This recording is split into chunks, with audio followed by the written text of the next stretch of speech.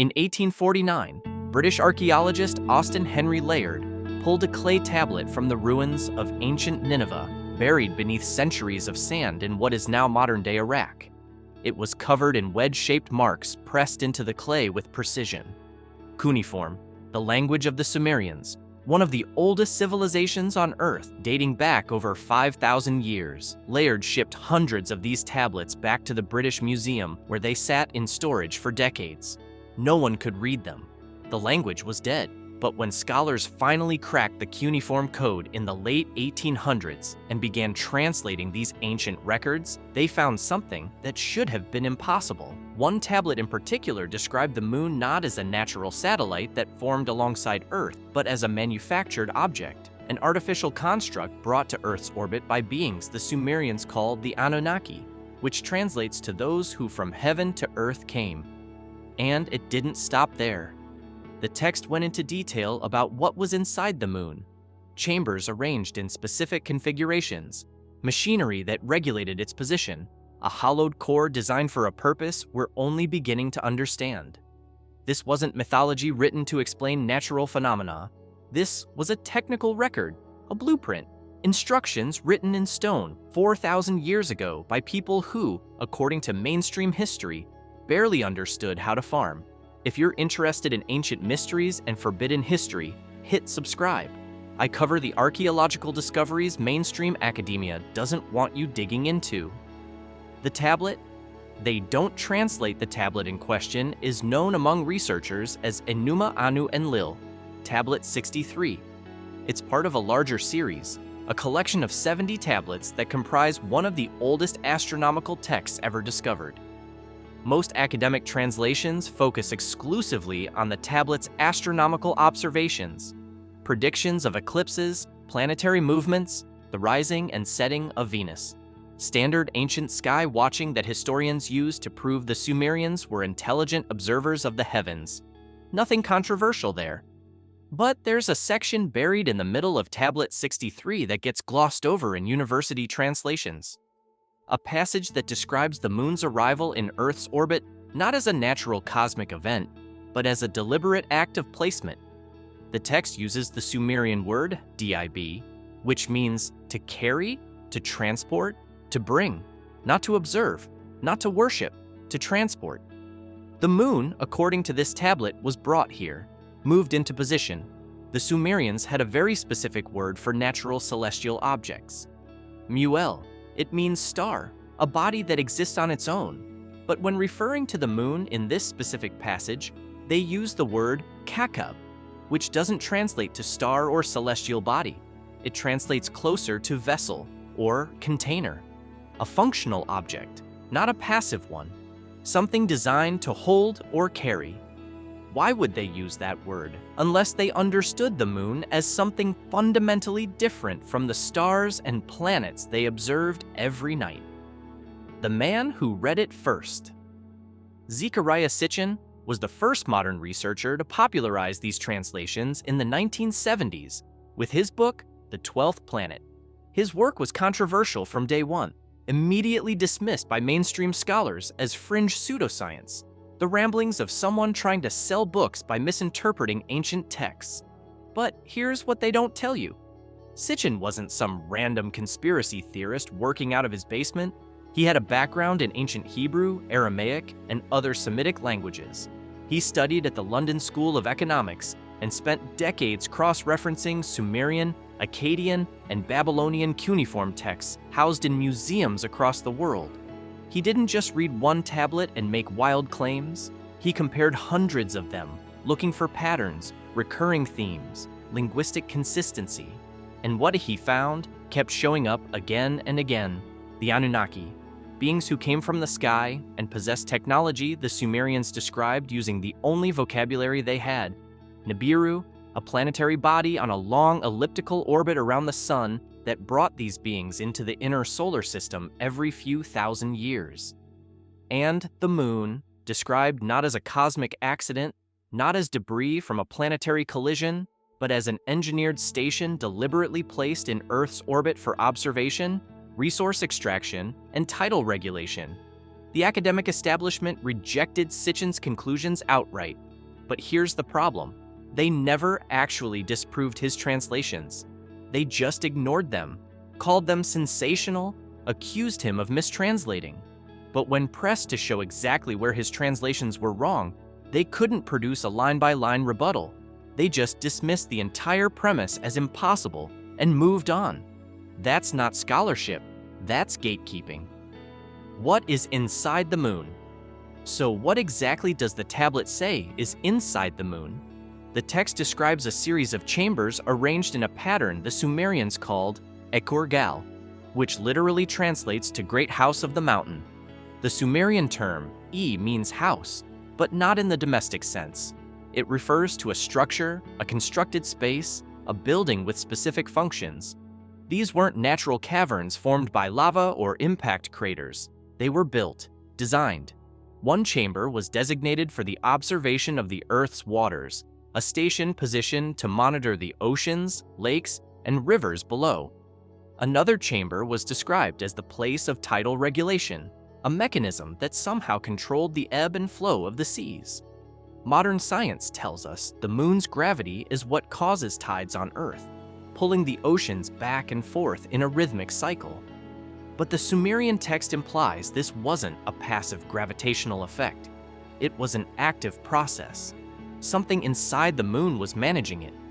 A third section describes what translates to the engine of orbital maintenance, a system that kept the moon locked in its current position relative to Earth, preventing it from drifting away or spiraling closer. And here's where it gets genuinely unsettling. The text explicitly states that the moon's core was hollowed out. Not empty because of natural formation, not porous because of ancient volcanic activity. Excavated. The Sumerian word sig appears repeatedly in this section. It means to cut, to carve, to remove material, to hollow something out with purpose. Someone built this thing. Someone took a planetary body, removed its interior, and installed infrastructure inside it. The bell that rang for an hour. Modern science has given us data that makes these ancient claims significantly harder to dismiss than most academics would like to admit. In November 1969, NASA's Apollo 12 mission deliberately crashed the ascent stage of their lunar module into the moon's surface as part of a controlled experiment to test seismic activity. They had placed seismometers on the surface during the Apollo 11 mission, and they wanted to see how the moon would respond to a known impact event. What happened next baffled scientists. The moon rang like a bell for over an hour. The seismometers recorded continuous vibrations, reverberations that lasted far longer than they should have if the moon were a solid natural body made of rock and iron like Earth's core. When you hit a solid object, the vibrations dampen quickly as the energy disperses through the dense material. But when you hit a hollow object, or an object with a shell-like structure, it resonates, it rings. The data showed the moon behaving exactly like a hollow sphere. Dr. Yoshio Nakamura from the University of Texas at Austin, one of the leading seismologists who reviewed the Apollo data, noted in his official report that the seismic waves propagated through the moon in a way that suggested either a hollow interior or a rigid outer shell surrounding a much less dense core. He didn't say the moon was hollow. He said the data indicated it behaves as if it were. That's a critical distinction, because admitting the moon might actually be hollow would open a door mainstream science is not prepared to walk through. Dr. Nakamura's findings were published in academic journals, but they were never widely discussed outside of specialist circles. The official NASA explanation: the moon's interior is just unusual. Its composition creates unexpected seismic behavior. Nothing to see here? Move along. But Dr. Gordon MacDonald, a geophysicist and scientific advisor to NASA in the 1960s, wasn't satisfied with that explanation. He went on record stating that based on the density measurements, gravitational data, and seismic readings, the moon appears to be more like a hollow sphere than a homogeneous planetary body. He didn't claim it was hollow. He said it appears that way, and he couldn't explain why, using any natural formation model that existed at the time. NASA archived his findings. The data is still there, buried in technical reports most people will never read.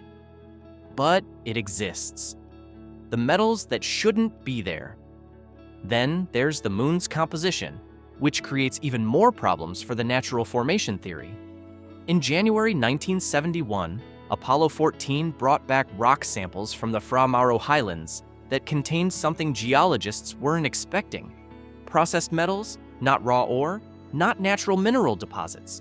Processed metals, brass, an alloy of copper and zinc that requires smelting. Mica, a mineral used in electrical insulation. Titanium, one of the strongest and most heat-resistant metals known to science. And uranium-236, a radioactive isotope that absolutely does not occur in nature. Uranium-236 is a byproduct of nuclear fission. You only find it in spent nuclear fuel rods, in the aftermath of nuclear weapons testing, or inside active nuclear reactors. It is an artificial isotope created when uranium-235 absorbs a neutron during a fission reaction. There is no natural process on the moon or anywhere else in the solar system that creates uranium-236. So how did it get there? Dr. Harold Urey, a Nobel Prize-winning chemist who was part of the Manhattan Project and later became one of NASA's lead scientists analyzing lunar samples, examined these rocks personally. In a 1972 interview, he admitted he was completely baffled. He said the moon's composition was unlike anything we see in natural satellite formation anywhere in the solar system. The isotopic ratios didn't match Earth. The mineral content didn't match any known asteroid or comet. The presence of processed metals and radioactive isotopes that shouldn't exist in nature suggested, in his words, an origin that current models cannot adequately explain. He stopped just short of saying the moon was artificial, but he couldn't explain the data using conventional planetary science. NASA published his findings in technical journals, and then the subject quietly disappeared from public discussion. Dr. Urey never spoke about it again in interviews. When asked about the uranium-236 discovery in later years, he would deflect, saying more research was needed. But no follow-up research was ever conducted. The samples are still stored at NASA. The data is still there, but no one talks about it. The perfect orbit. And then there's the orbit itself, which presents perhaps the most compelling mathematical anomaly of all. The moon is the only major satellite in our entire solar system with a nearly perfect circular orbit around its parent planet. Every other moon we've observed wobbles, follows an elliptical path, experiences orbital decay, or shows signs of gravitational capture from a chaotic past. Jupiter's moons have wildly elliptical orbits. Saturn's moons tilt and precess. Mars's moons are slowly spiraling inward and will eventually crash into the planet. But Earth's moon, it maintains a nearly perfect circle, deviating less than 1% from true circularity. That level of precision is statistically improbable for a natural satellite. And it gets stranger. The moon is locked in synchronous rotation, meaning the exact same side always faces Earth. We never see the far side from the ground. Astronomers call this tidal locking. And while it can occur naturally over billions of years as gravitational forces gradually slow a moon's rotation, the precision with which Earth's moon achieved this lock is remarkable. It's not just tidally locked, it's perfectly tidally locked. No wobble, no vibration beyond the minimal amount caused by its slightly elliptical orbit. Dr. Erwin Shapiro from the Harvard-Smithsonian Center for Astrophysics ran the calculations in the 1980s, analyzing the probability of the moon naturally achieving this exact orbital configuration.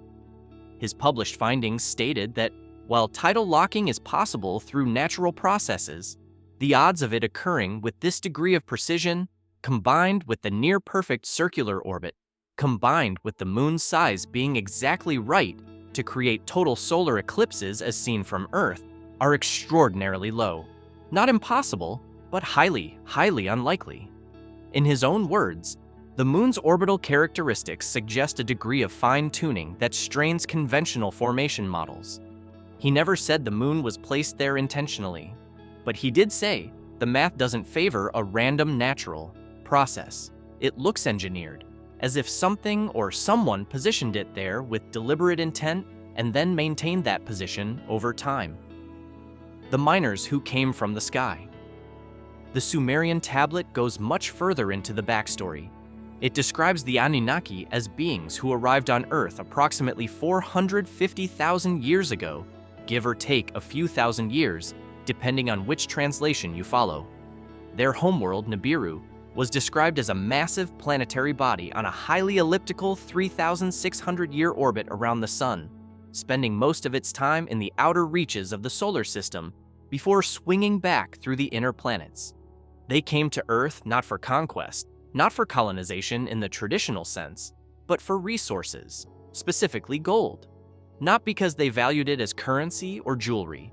Gold had a functional purpose. According to the texts, Nibiru's atmosphere was deteriorating, breaking down, losing its ability to retain heat. Their scientists had determined that suspending fine gold particles in the upper atmosphere could create a reflective layer, bouncing solar radiation back toward the surface and stabilizing the climate. It's not as far-fetched as it sounds. Modern geoengineering proposals have suggested using reflective particles in Earth's atmosphere to combat climate change. The Anunnaki needed gold in massive quantities, and Earth had it in abundance, so they established mining operations primarily in southern Africa, in regions that we now know contain some of the oldest and deepest gold mines on the planet. And here's where archaeology intersects with the Sumerian account in a way that's difficult to ignore. In South Africa, in places like the Witwatersrand Basin and Mpumalanga province, there are ancient mining sites that date back over 100,000 years. Some estimates push that back to 200,000 years or more. These aren't small surface pits. These are deep shaft mines, extensive tunnel networks, engineered excavation systems.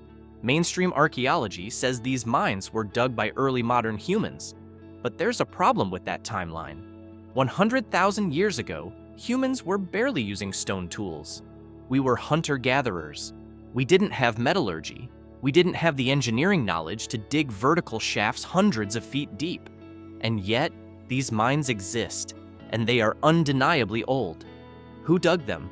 The Sumerians say it was the Anunnaki.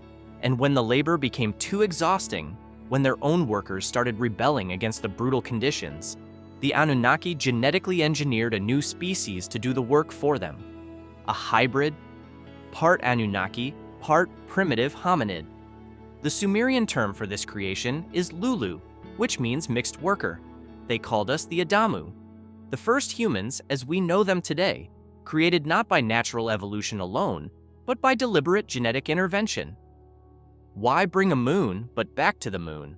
Why would they bring it here? The tablet suggests the moon served multiple functions. First, as an observation post, a stationary platform to monitor Earth's surface, track mining operations, and regulate the planet's tidal systems. The Anunnaki understood that tides were essential for stabilizing Earth's climate and maintaining the conditions necessary for life. By placing the moon in a precise orbit, they could control those tides. Second, the moon may have served as a staging area, a place to process resources before shipping them off-world. The tablet describes great ships that would dock with the moon's northern pole, a spaceport, not on Earth, but in orbit. And third, the moon may have housed technology we still don't understand. Energy systems, genetic labs, navigational beacons. The Sumerians didn't have words for these concepts, so they described them in terms they knew. Chambers, fires that never went out, waters that flowed upward, metaphors for machinery. Fast forward to the 1970s. NASA released a study called the Hollow Moon Hypothesis, authored by Soviet scientists Mikhail Vasin and Alexander Shcherbakov. They weren't fringe researchers. They were respected members of the Soviet Academy of Sciences. Their paper analyzed the moon's density, seismic data, and orbital characteristics. Their conclusion: the moon could be an artificial construct, a planetoid that was hollowed out and equipped with technology by an advanced civilization. The study didn't claim this was fact. It presented it as a hypothesis that fit the available data. NASA never formally endorsed it, but they never debunked it either. The paper was quietly archived. Then, in 2014, NASA scientists analyzing lunar samples discovered something that reignited the debate. high concentrations of helium-3, a rare isotope that doesn't exist in significant quantities on Earth. Helium-3 is considered the ideal fuel for nuclear fusion. It's clean, efficient, and produces no radioactive waste. Scientists have theorized for decades that helium-3 could power interstellar spacecraft, and the moon is covered in it. Billions of tons of it embedded in the surface. If you were an advanced civilization traveling through space, a moon rich in helium-3 would be the perfect refueling station. Mine it, process it, and store it in the interior chambers. Exactly what the Sumerian tablet describes. The far side. Now, let's talk about the far side of the moon, the hemisphere we never see from Earth because of that perfect tidal lock. In January 2019, China's Chang'e 4 mission became the first spacecraft in history to successfully land on the lunar far side. This wasn't just a symbolic achievement. The far side is a communications dead zone, no direct line of sight to Earth. China had to launch a relay satellite into orbit around the moon just to communicate with the lander. The images and data sent back showed something unexpected, something that wasn't supposed to be there according to conventional lunar geology. Ground-penetrating radar scans revealed massive geometric structures beneath the surface, tunnels, cavities, voids running deep into the moon's crust in patterns that appeared organized, not random. Chinese scientists initially described them as lava tubes, underground channels naturally formed billions of years ago when the moon was volcanically active. That's the safe explanation. The problem is, the moon has been geologically dead for over 1 billion years. No volcanic activity, no tectonic movement, no internal heat source that would create lava flows. So where did these tunnels come from? And why do they form geometric patterns? Dr. Jianqing Liu, a planetary geologist with the Chinese Academy of Sciences who was directly involved in analyzing the Chang'e data, gave a carefully worded statement to the press. He said that while lava tubes were the most likely natural explanation, some of the formations detected by the radar didn't fit existing models of lunar volcanic activity.